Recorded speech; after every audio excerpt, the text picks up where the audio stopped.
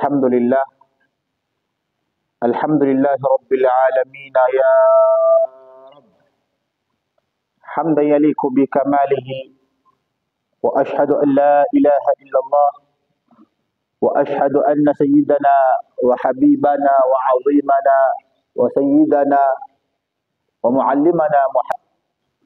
Na hii kazi ni kazi ya manabii na mitume, kuwalingania watu. Sisi sio wasomi wala sio mashehe, bali ni wanafunzi.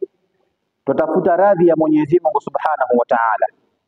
Kwa yoyote mwenye kupata nafasi kwa muda huu, Mwenyezi Mungu Subhanahu wa Ta'ala tuambia, yoyote mwenye kuswali salatul maghrib kisha akaketi msikitini akanea itikafu kama msikitini, basi Mwenyezi Mungu Subhanahu wa Ta'ala anamlipa ujira na thawabu nyingi ambazo kwamba hazina mfano wake.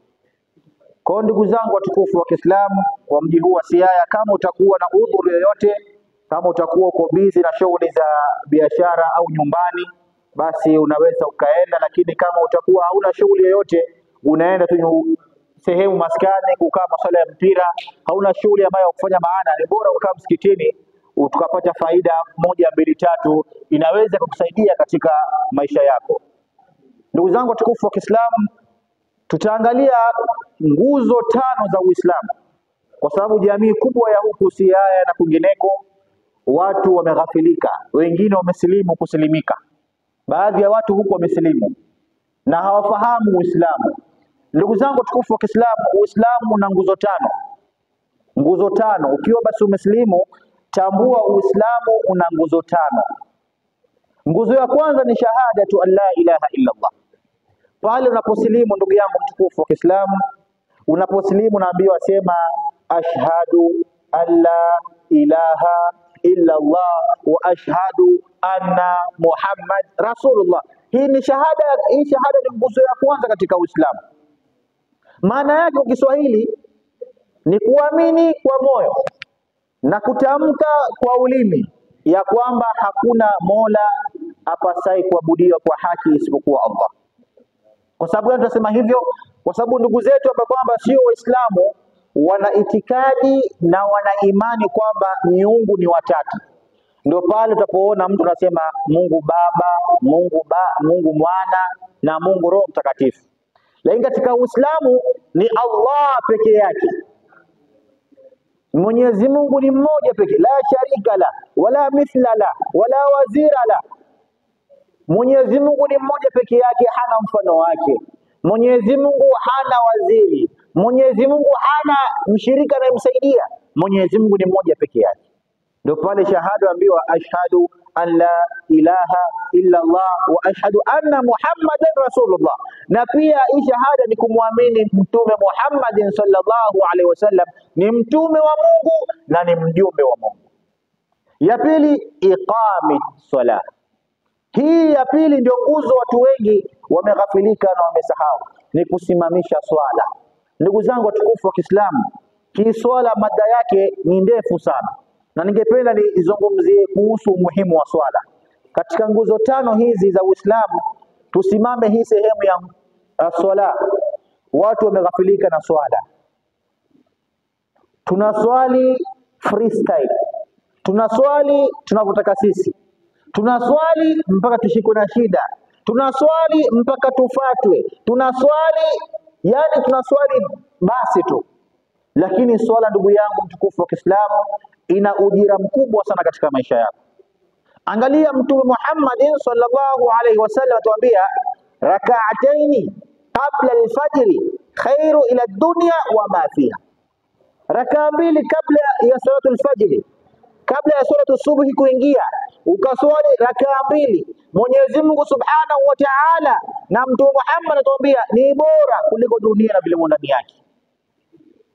Ndugu zangu watukufu wa Kiislamu, swala ndiyo ufunguo wa maisha. Swala ndiyo suluhisho wa maisha. Tuangalie sasa hivi misikiti laini 1, laini 2, watu hawajai msikitini. Kwa sababu gani? Na mbona siku ya Ramadhani inapofika watu wanajaa msikitini? Siku ya Ramadhani mpaka kwenye baranda huko wataswali. Siku ya Ramadhani kabla ya adhana kuadhinia watu washajaa msikitini. Kwa sababu gani? Ni siku ya Ramadhani. Kwani Mwenyezi Mungu yupo siku ya Ramadhani peke yake? Lakini tunaangalia leo, alhamdulillah, tumeweza kutembea jaula mji huu wa Siaya, sokoni huku na kutembea kwingineko kote, tumetembea kuwatembelea Waislamu, kuwakumbusha. Wallahi kuna watu na majina makubwa makubwa. Mtu anaitwa Abubakar, mtu anaitwa Muhammad, Hussein, majina makubwa makubwa, lakini mtu huyu ukiangalia swala yake na swali Ijumaa hadi Ijumaa. Wewe wasema maisha ni magumu. Maisha wewe yani hayako sawa, ni biashara haiko sawa, na wewe ni Muislamu hauswali. Wategemea vipi maisha kuwa sawa? Ndugu yangu mtukufu wa Kiislamu, as-salatu imaduddin, swala ndio nguzo katika miongoni mwa nguzo ya Kiislamu. Mfano wa nyumba hii, ukiangusha nguzo moja, hiyo nyumba itakuwa haiko kamili. Lakini baadhi ya watu tunaswali swala zetu freestyle, na wallahi swala ukiangalia ina faida kubwa sana ndugu zangu. Wewe ni mfanyabiashara, una duka lako, ukaamka asubuhi ukaswali salatul fajri nyuma ya imam kwa jamaa, ukanyanyua mikono yako kumwambia ya Rabbi, Allahumma atina fid dunya hasana wa fil akhirati hasanatan wa qina adhaban nar, basi Mwenyezi Mungu Subhanahu wa Ta'ala anakupa riziki isiyokuwa na mfano. Yarzuqullahu min haythu la yahtasib, Mwenyezi Mungu wewe ukimtegemea na Mwenyezi Mungu ukimnyenyekea atakuruzuku wewe pasi na wewe kujua. Ndugu zangu tukufu, ukiangalia kisa kimoja, bwana huyo mmoja alikuwa yakula njugu karanga hii. Kuna mchezo watu wanafanya, wachukua njugu na rusha, wanadawa kwa mdomo, wanarusha na kwa mdomo. Huyu bwana alikuwa achukua njugu, akirusha ile kuda kwa mdomo, ile njugu ikakosa mdomo, ikaingia kwenye pua. Njugu ndogo ile ikaingia kwenye pua. Huyu bwana akazunguka hospitali nzima, kazunguka hospitali Kenya mzima, akaenda wapi kuhangaika, mpaka katika wakati akasema huyu bwana aende India. India kwa nini? Kufanywa upasuaji kwenye pua, afanye nini? Atolewe ile njugu, anashindwa kupumua. Huyu bwana anafunga safari kwenda mpaka India.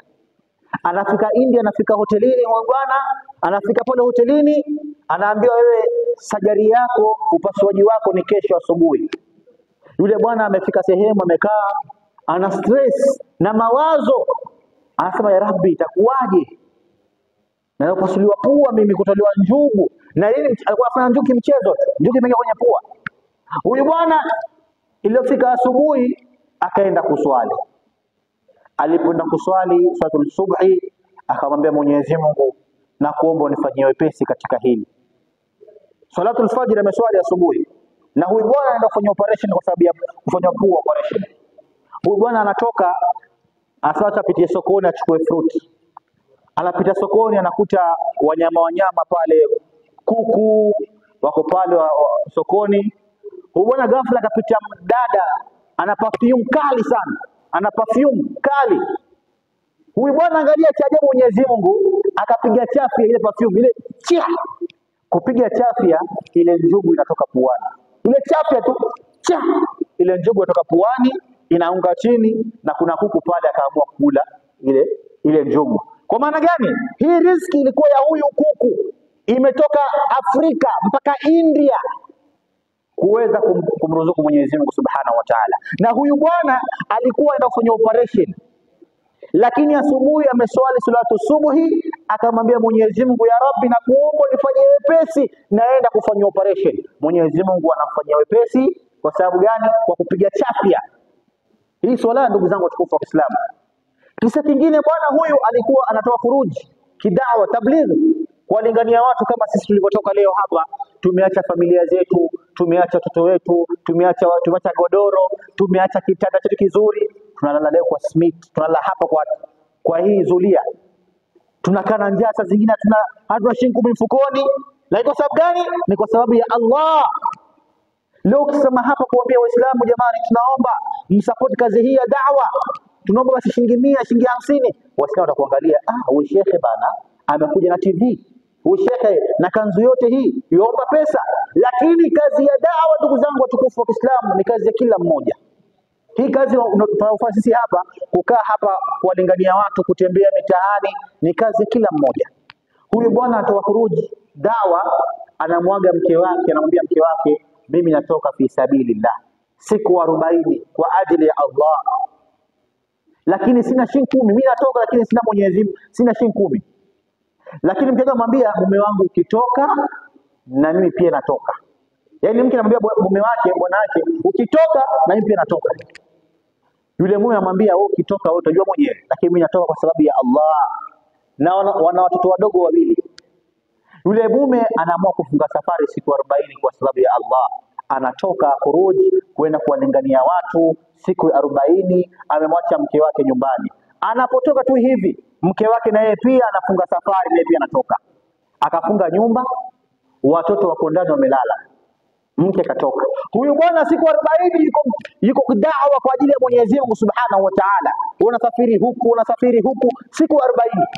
Ilipofika siku 40 kuisha, huyu bwana anarudi nyumbani, anafika nyumbani anakuta kufuli mlangoni. Anauliza majirani, "Vipi majirani, huyu mke wangu ameenda wapi?" Majirani wanamwambia huyu shekhe au mume wake, "Mke wako alitoka siku nilipotoka tu hapa, naye pia akatoka." Mume akashangaa, "Kwani nilipotoka pia wao pia akatoka?" Siku 40 mume ametoka na mke siku 40 pia alitoka, hajui ameenda wapi. Mume anauliza, "Jamani, watoto wako wapi? Je, alitoka na watoto?" Majirani wanamwambia, "Hatujaona akitoka na mtoto hata mmoja." Kwa maana kwamba mtoto, kwa nini? Watoto wako ndani. Huyu bwana anachukua funguo, anakufungua mlango, anatetemeka, wakifikiria kwamba watoto wake washafariki. Siku 40 watoto hawajala, mke ametoka. Anafungua mlango, huyu mume anaingia ndani, subhanallah, anakuta watoto wamelala kitandani. Mwenyezi Mungu Subhanahu wa Ta'ala aliwapa usingizi hawa watoto siku 40, hawakuamka. Wanaamka siku baba yao anafungua mlango kuingia ndani.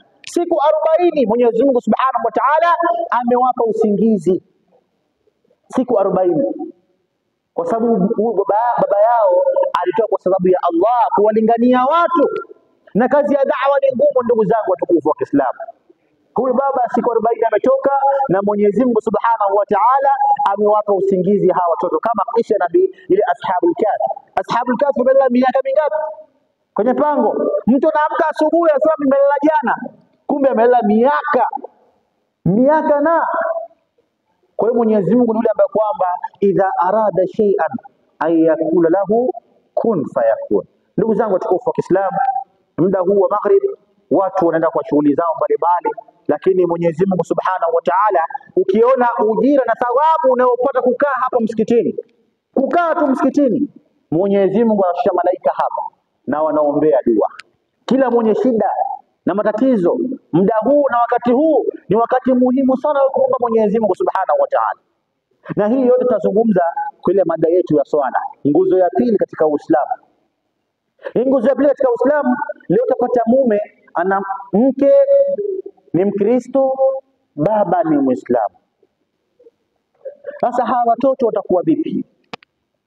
Alhamdulillah ndugu zangu, wallahi ukiangalia Uislamu ulipotoka hadi kutufikia sisi umetoka mbali sana.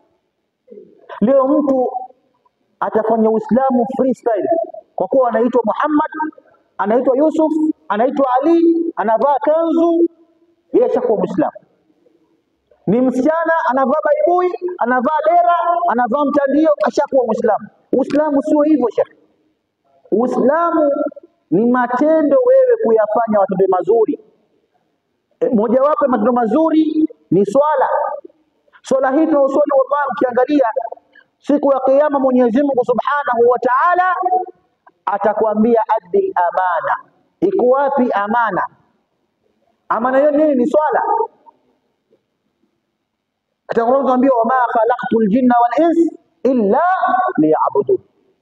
Mwenyezi Mungu ameumba wanadamu na majini isipokuwa kwa lengo moja peke yake, kumwabudu yeye peke yake. Hawa mambo mengine ya riziki, sijui ya kutafuta kwenda mbio na dunia, sijui umeamka asubuhi kwenda kufungua duka, umeamka asubuhi kwenda shambani, lakini Mwenyezi Mungu Subhanahu wa Ta'ala ukimwabudu kwa hipasabu kisawa sawa, Mwenyezi Mungu atakuruzuku. Angalia hawa ndege tu hawa watoka asubuhi, hawana shamba, hawana duka, hawana bank, hawana simu.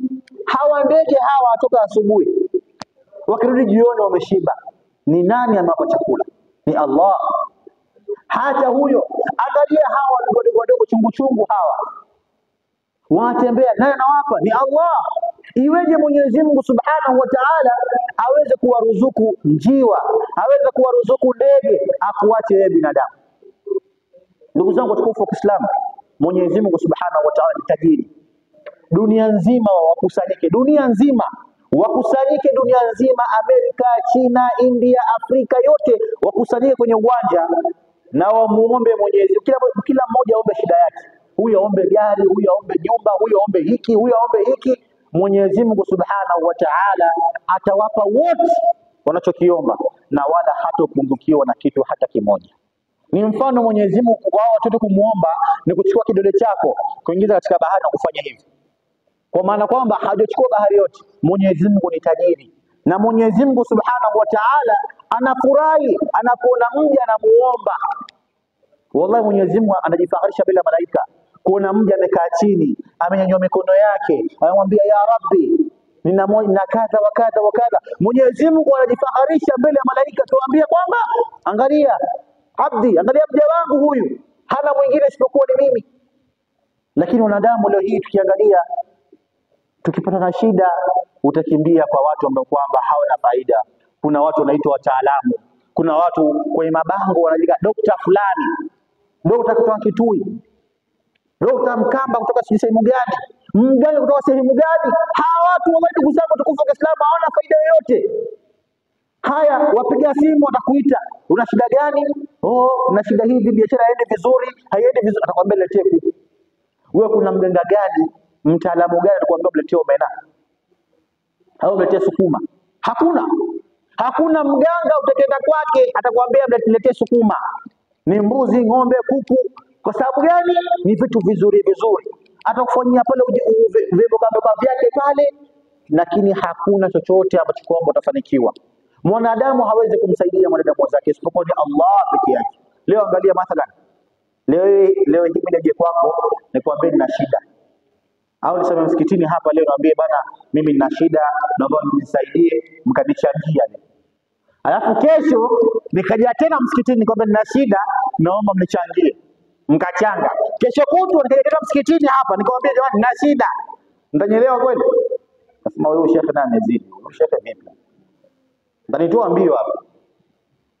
Kweli uongo? Yeye leo nisimame hapa naambia baada ya nina shida, nina njaa, mara hivi mara hii haya. Pesa hizo anakuchangia.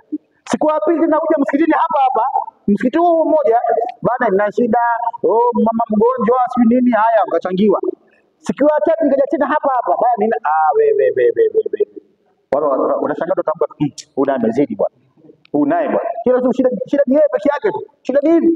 Lakini angalia Mwenyezi Mungu Subhanahu wa Ta'ala. Ukimwomba leo anatamani muombe pia kesho. Mwenyezi Mungu ukimwomba leo anafurahi sana. Ukimwomba kesho anafurahi sana. Ukimwomba kesho kutwa anafurahi sana. Yaani Mwenyezi Mungu kadri unavyomuomba Mwenyezi Mungu ndio unasikia raha. Lakini mwanadamu ukimwomba sana ndio anakereka sasa. Kuna wengine wallahi hika zetu da'wa tumeweza kuwatumia message, tumeweza kuandika posters hizo paybill, M-Pesa, unamkumbusha mtu shekhe kazi ya dawa bwana inatoka leo tarehe 24 bwana. Wale mtu anakujibu kwani shekhe unajua kama na mambo yangu. Haya bwana. Wengine wanataka matusi. Kwa sababu gani? Ni mwanadamu. Lakini leo mpata na shida, mpata na mtihani, ukaingia msikitini ukatawadha, ukasali rakaa 2, ukamwambia Mwenyezi Mungu ya Rabbi, nina shida hii na hii, nitatulia ya Rabbi. Mwenyezi Mungu anakufanyia wepesi. Swala rakaa 2 pekee yake. 2 tu. Ambayo kwamba haina uzito wote, kutawadha kuingia msikitini kuswali. Mwenyezi Mungu anakujibu kwa wakati. Swala. Lakini wengi tumepuuza jambo la swala. Tukiangalia alhamdulillah, na jambo hili napenda kulisema sana. Kuna baadhi ya jamii yetu, ndugu zetu hawa, wallahi utakuta wakiingia sehemu wanafanikiwa. Wakiingia sehemu ndugu zetu hawa jamii wanafanikiwa, unapata biashara nyingi ni wao. Ndugu zetu hawa Somali. Wasomali, hii jamii za Kisomali, Waborana hawa, wakiingia sehemu unapata wanafanikiwa sana. Mtu amekuja juzi, ana duka, ana wholesale, ana hivi. Kwa sababu gani? Ni watu ambao kwamba wanashikamana na ibada. Ni vigumu leo kumpata Onyango na Wafula afunge duka kwa sababu ya swala. Lakini utapata mtu ni Abdi, ni Muhammad, Nuria, asi Allahu Akbar, ukija kwa duka anambia bwana mimi siuzi. nenda swala. Yaani hata uje na 10,000 kama mimi siuzi, nafunga swala. Lakini uje kwangu mimi hapa ndio wakula ndio tieni, uje kwangu na shilingi 1,000 peke yake tu. Wewe Mungu subiria, ndio baadaye bwana. Tunataka kwambia wakati bado nzuri, tunataka kwambia naangalia jua, jua bado bwana yeye. Yaani amekuwa msomi. Lakini ndugu zetu hao ukiangalia kingia sehemu, wallahi Mwenyezi Mungu anawapa riziki. Sasa hivi nimekuja Siaya, alhamdulillah, nikajua pengine nitakuta jamii zetu hizi za huku, lakini nimefika maduka huku na nguo naona wholesale ndugu zetu hawa. Kwa sababu gani? Na kwenye swala utawaona wao ndio wa kwanza mstari wa mbele kuswali. Mwenyezi Mungu awaruzuku na Mwenyezi Mungu awafungulie jamii hii. Na pia si kwenye ibada, pia kwenye kumpenda Mwenyezi Mungu Subhanahu wa Ta'ala. Jamii hii ya Kisomali nishangaa, mtoto atapozaliwa kitu cha kwanza kabisa yeye lazima hifadhi Qur'an. Kitu cha kwanza kabisa lazima hifadhi Qur'an. Ndio mambo ya shule, mambo ya how are you, good morning, sit down ni baadaye. Lakini kitu cha kwanza mtoto lazima hahifadhi Qur'an. Lakini kuja kwa wao wenzetu sasa, ambao kwamba sio Wasomali, hawa nywele ngumu sisi sasa. Mtoto mpaka aende shule aimbizwe happy birthday to you, good morning, good evening, sit down, eat, close the door, open the door, come here, good night, happy kizungu mingi. Lakini watoto wenzetu hata dhuku tunasikia alifu male bao skale sijui kitu gani, hiyo kwa sababu ni herufi za Qur'an. Ndio wakienda pale shangaa, mtu wa kwanza ni nani? KCP ni Abdi Muhammad, nani Muhammad. Na Mwenyezi Mungu Subhanahu wa Ta'ala amewaruzuku hawa watu. Na ukiangalia sasa hii jamii ya Kenya sasa hivi, mashallah, sehemu nyingi Mwenyezi Mungu amewafungulia. Kwa sababu gani? Wanamjua Mwenyezi Mungu. Sehemu za serikali nyingi sana ni jamii hao. Kwa sababu gani? Ni waaminifu na ni watu ambao kwamba wanaogopa Mwenyezi Mungu Subhanahu wa Ta'ala. Wallahi ukiangalia jamii kubwa sasa hivi ya kiserikali ya Kenya, kuanzia DCI kuendea nani ni Wasomali. Na hao wote kwa sababu gani? Wanamjua Mwenyezi Mungu Subhanahu wa Ta'ala. Na basi wewe ukimjua Mwenyezi Mungu atakupa daraja ya juu. Wallahi billah. Leo ukisema unashikamana na swala na ibada, Mwenyezi Mungu Subhanahu wa Ta'ala atakupa heshima, atakupa cheo, atakupa mali, atakupa chochote unachokitaka. Kuna baadhi ya ndugu yangu mmoja alinifuata ananiambia, bana Sheikh, unajua hawa ndugu zetu wa Somalia bana wana ubaguzi sana. Watoto wao, wasichana wao waweza kuolewa na watu wengine. Nikamwambia wewe acha ujinga bwana. Wewe unakuja kwako wewe msanii na nyimbo zako za Diamond kwenye kichwa. Uenda kwa nyumba ya Msomali kwa mtoto wa Kisomali. Wewe una hata alifu hata hujui. Utakuwa msana vipi? Wewe hifadhi Qur'ani vizuri, mjue Mwenyezi Mungu kwa sababu yeye huangalia maadili. Lakini tukiangalia sisi hapa, tunaangalia kwanza mtu kwanza, tumwangalia chini. Hivi viatu umevaa ni pesa ngapi? Umevaa viatu vya 150. Ukiangalia suruali apiga mahesabu suruali 500. Ukiangalia koti, naangalia koti hii umeazima kwa jirani. Ndugu yangu utapewa bibi kweli hapa. Unajua huyu Lakini umekuja kwa mtu na Benz. Na Mercedes Benz na V8 imepaki hapo. Wallahi hata kama wewe sio Muislamu ni kafiri utapewa bibi. Kwa sababu gani? Wanaangalia maisha mazuri. Wama hayatu dunia illa matao. Maisha ya dunia haya wallahi ni maisha mafupi sana. Hebu angalia sasa hivi wewe watafuta pesa, watafuta mali, lakini hii mali unatafuta ndugu yangu mtukufu wa Kiislamu, hii mali unatafuta kesho kutwa wafariki, watu watatumia mali yako. Angalia binadamu anapofariki vitu vyote huondoka. Wataondoka watu wake, pesa zake, itabaki matendo yake peke yake. Mtu anapofariki mambo yote huondoka. Watoto wake, familia yake itaondoka. Kaburini hauwezi kuzikwa na mke wako, hata unampenda vipi. Hauwezi zikwa na mtoto wako, hata ukimpenda vipi.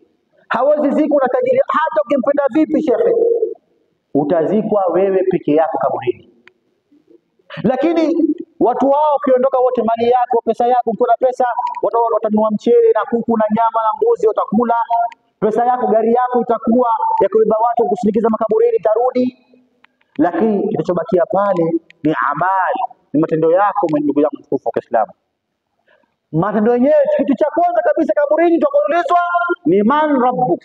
Man rabbuk, ni nani Mola wako? Ulikuwa unamwabudu duniani? Ulikuwa duniani wewe ulikuwa unamwabudu nani?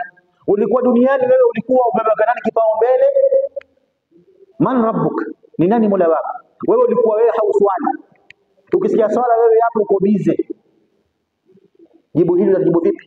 Lakini wale ambao kwamba walikuwa wanaswali, wanashikamana na dini ya Kiislamu vizuri na sunna ya Muhammad sallallahu alaihi wasallam, watazo man rabbuka, atajibu Allahu rabbi. Kwa sababu gani? Mwenyezi Mungu Subhanahu wa Ta'ala anamwekea kioo, anamwekea majibu yote pale mbele yake, kwa sababu alikuwa ni mtu mwema. Wallahi ndugu zangu mtukufu wa Kiislamu, mtu anapofariki sio kama maisha yake yameisha. Wallahi anapozikwa pale mwanadamu na anapofukiwa pale mwanadamu, watu wakiondoka tu hivi, wanakuja malaika wawili. Malaika wawili wanapokuja pale, wanamuuliza maswali magumu. Mojawapo la swali ni man rabbuk, ni nani Mola wako? Ma kitabu, ni kipi kitabu chako? Ma qiblatu, ni kipi kibla chako? Ma ikhwanuk, ni kipi, ni wapi ndugu zako? Man nabiyuk, ni kina. Yani maswali haya ni magumu ndugu zangu. Kama wewe sio mwema, ulikuwa hauswali, unaadhibiwa Sheikh. Kaburini kuna adhabu kali sana. Mojawapo ya adhabu ndogo kabisa ni pale sasa wewe ulikuwa tariku swala, ulikuwa hauswali, mwili wako utakuwa unaliwa na wadudu. Lakini leo kama wewe mtu mwema, ni mtu ambaye unashikana na swala, basi mwili wako utakuwa salama hadi siku ya kiyama. Mili ya manabii leo kenda kufukua kaburi ya mtu alikuwa mwema ni kama yamezikwa sasa. Swali la kwanza kaburi lilizwa man rabbuk, ni nani Mola wako? Wewe ulikuwa hauswali, hautojibu, unapigwa rungu pale kaburini. Swali la pili unaambiwa man nabiyuk, ni nani nabii wako? Wewe ulikuwa haufuati sunna ya Mtume Muhammad sallallahu alaihi wasallam, unapigwa rungu lingine, unafariki, unarudishwa tena roho. Ya tatu unaulizwa ma kitabu, ni kipi kitabu chako? Wewe ulikuwa unasoma Qur'ani Ramadhani hadi Ramadhani. Angalia Mwenyezi Mungu Subhanahu wa Ta'ala, yoyote mwenye kumhifadhisha mtoto wake Qur'an akahifadhi juzuu 30, Mwenyezi Mungu Subhanahu wa Ta'ala siku ya kiyama wanatamvisha mzazi huyo crown ya dhahabu na joho ya almasi. Crown na joho ya dhahabu, yani mzazi yule atakuwa ni mfalme mbele ya Allah Subhanahu wa Ta'ala. Mzazi ambaye kwamba alimhifadhisha mtoto wake Qur'an. Je, aliyehifadhi Qur'an analipwa vipi? Huyu ni mzazi analipwa hivi. Je, mtoto aliyehifadhi Qur'an analipwa vipi? Lakini tunaangalia wallahi ndugu zangu, sasa hivi utapata watoto wetu baadhi Qur'an hata juzu moja hakuna kichwani. Hata kulu wallahu ikhlas wa ikhlas hata kichwani hakuna Sheikh. Lakini mtoto amehifadhi nyimbo huyu mpaka nyimbo za Kikongo si lugha yake, kama amehifadhi Lingala. Anaweza akaimba Lingala wewe mpaka washangaa mtoto akaimba rumba huyu mpaka washangaa mtoto huyu imekuaje huyu. Lakini Qur'ani hana hata alifu haijui. Hapo kana mtihani. Alafu wewe unajipea kifua mzazi, wewe ni Muislamu, na mtoto wako hata juzu moja hana kichwani. Wacha juzu moja. Kuna mtoto, ilikuwa siku ya Ramadhani. Ilikuwa siku ya Ramadhani, kuna ndugu zetu pia wasio Waislamu wanapenda kuvaa kanzu siku baada ya maghrib kama sasa hivi wanakuja kufuturu. Sasa kuna bwana mmoja, mtoto huyu alihifadhishwa sijui alikariri maneno wapi, akaona watoto wenzake wanaingia msikitini kufuturu, yeye pia akaingia msikitini. Sasa kuingia msikitini, bahati mbaya akakumbana na imamu. Kukumbana na imamu pale mlangoni, imamu akamuuliza swali. Kumuuliza swali mtoto, anamwambia wewe ni Muislamu? Yeye anaitwa Muislamu. Unaitwa nani? Naitwa Allah. Mtoto yeye sio babake, sio Muislamu, anafika mlangoni anakumbana na imamu. Sasa alipovaa tu vile imamu akamshuku huyu, huyu kama sio Muislamu huyu. Wewe mtoto unaitwa nani? Naitwa Allah. Mtoto wa swali lake anaitwa Allah. Unaitwa Allah? Imamu akaona huyu ni kali, akamwambia tuingie ndani. Kwa sababu gani? Amekaririshwa maneno. Kuna Muislamu mwingine msikitini bwana, huyu anasema ni shekhe, anaulizwa nguzo za Kiislamu ni ngapi?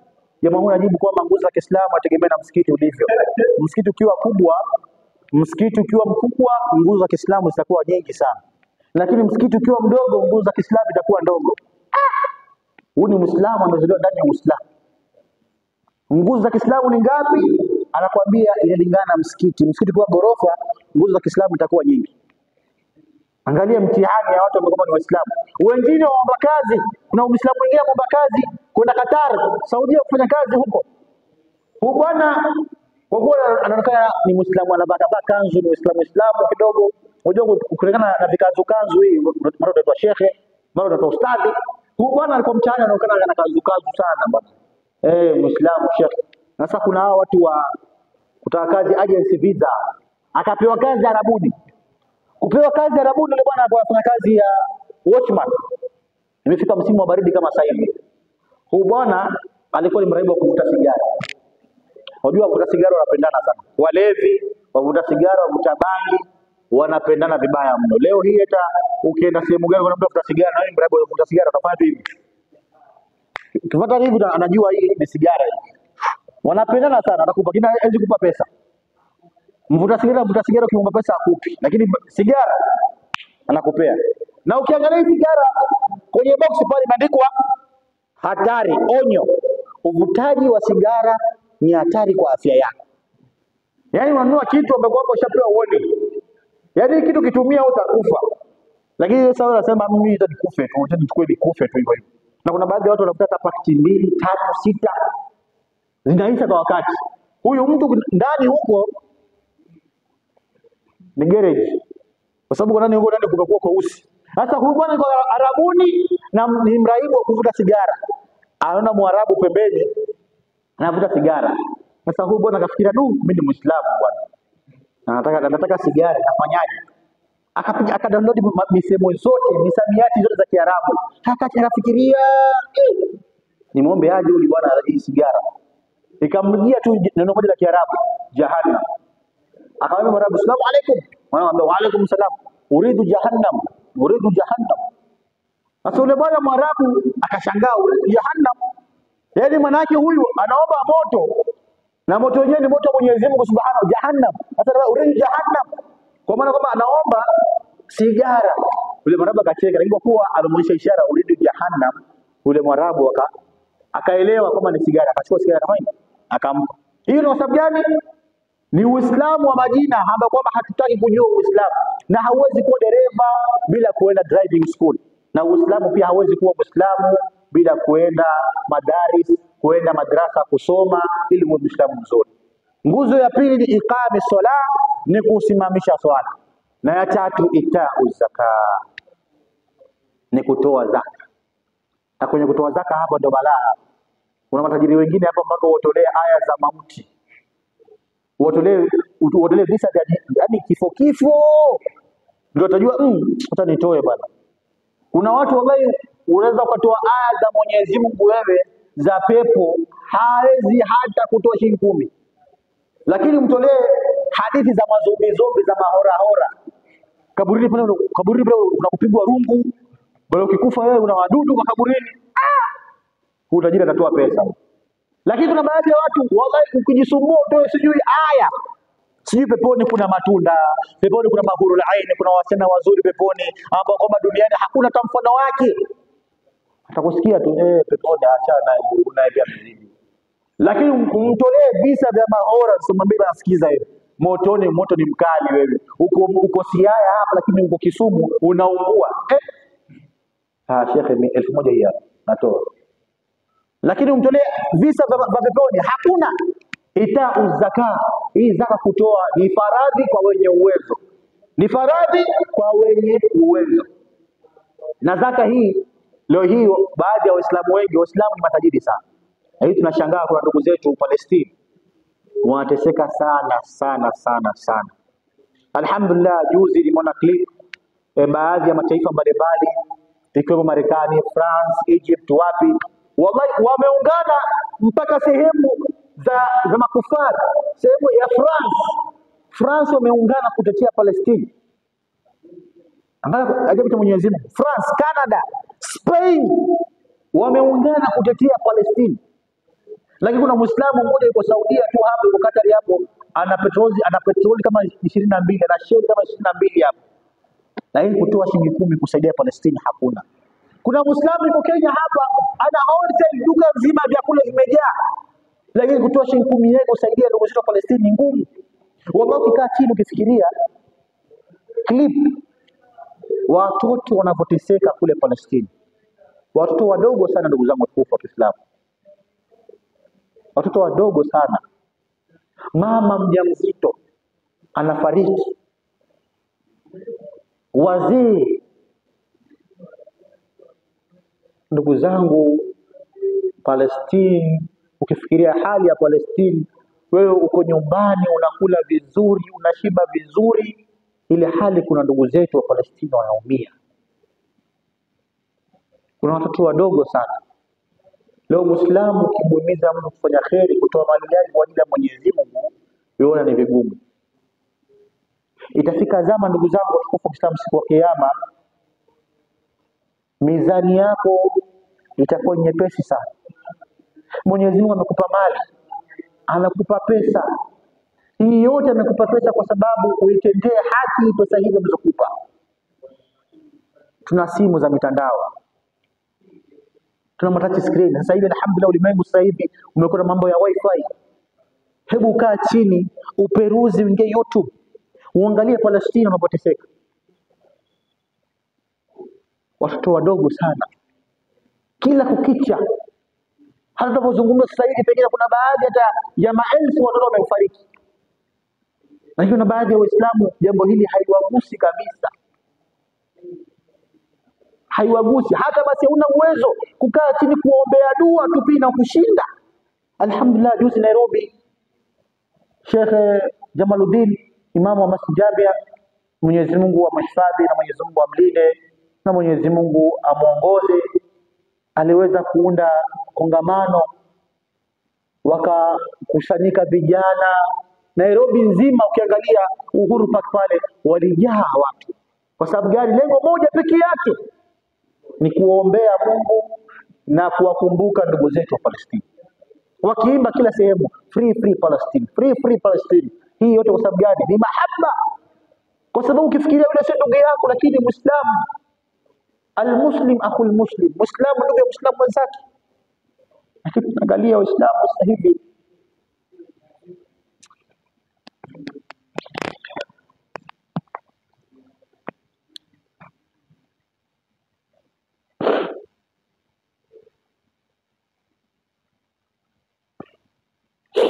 tunakaa Waislamu tunaishi maisha tu, mtu ana mali, ana pesa, lakini kuchukua muda wake siku moja kukaa chini kuombea ndugu zetu wa Palestina hakuna. Alafu ajita wewe ni Muislamu. Kwa ndugu zangu watukufu wa Kiislamu, nguzo ya tatu az-zaka, zaka, kutoa zaka ni sehemu ambayo kwamba ni part katika miongoni mwa nguzo za Kiislamu. Hauna uwezo, huna pesa ya kuwasaidia, huna nauli, huna visa kwenda Palestina kuwasaidia, basi swali kwa sababu yao, waombe dua katika unaposwali, funga kwa ajili yao, na Mwenyezi Mungu Subhanahu wa Ta'ala anaweza ikawa miongoni mwa watu wanaoomba, basi Mwenyezi Mungu anaweza kawa mmoja wenu nitakia Allah, mmoja wenu anaweza kuwa mcha Mungu zaidi, Mwenyezi Mungu aitikie dua yake. Lakini tunaswali tunajiombea sisi tu, Allahumma atina fi dunya hasana, fi dunya hasana, fi dunya. Lakini hauwezi kaa kusema Allahumma usri ikhwana mustada'afina fi Palestina wa fi Gaza. Hauwezi kaa chini kukumbuka ndugu zetu, au Mwenyezi Mungu atusuru ndugu zetu ambao wanapitia shida na taabu huko Palestina.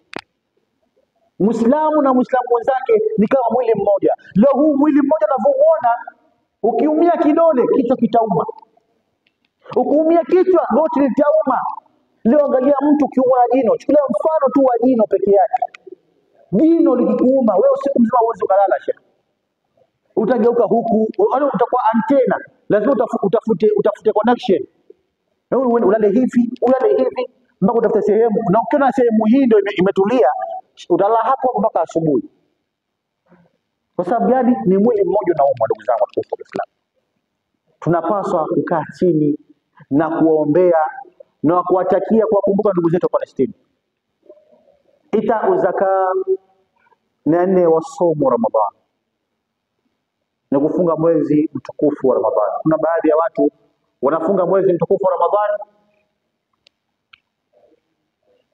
Mwenyezi Mungu anambia as-sawmu li wa ana ajzi bi. Saumu Mwenyezi Mungu ni yake. Ukiangalia hii saumu ina siri kubwa sana. swala, sijui matendo mengine yote Mwenyezi Mungu Subhanahu wa Ta'ala ameelezea jinsi ya kuilipa. Hii saum na subra, hii subra, sabr na saum, Mwenyezi Mungu Subhanahu wa Ta'ala ameweka ni siri malipo yake. Wewe ukiwa na subra na ukamtegemea Mwenyezi Mungu Subhanahu wa Ta'ala, ujira wake na ujua Mwenyezi Mungu peke yake. Na hii somo nakwambia, asomu li wa ana ajizi bi. Inawezekana mtu wallahi anafunga mwezi mtukufu Ramadhani mchana mzima amefunga, lakini maskini ya Mungu haisabiki kama amefanya ibada, amekaa njaa. Mtu amefunga, amekaa stage, amepita msichana, amepita mdada kwa barabarani, anaangalia bwana yuko vizuri. Wewe ni somo gani umefunga bwana? Wewe umefunga kuvuta sigara. Kwa kuwa umeambiwa kufunga wewe ni kula tu, lakini sigara unaweza kuvuta. Unafunga wewe hapo, lakini unasengenyana, unatukanana, unafunga wewe hapo, matendo yako ni mabaya kabisa.